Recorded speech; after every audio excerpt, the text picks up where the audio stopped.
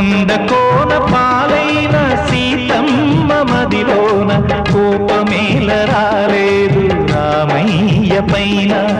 కొండ కోన పాలైన సీతమ్మ మదిలోన కోపమేల రాలేదు రామయ్య పైన.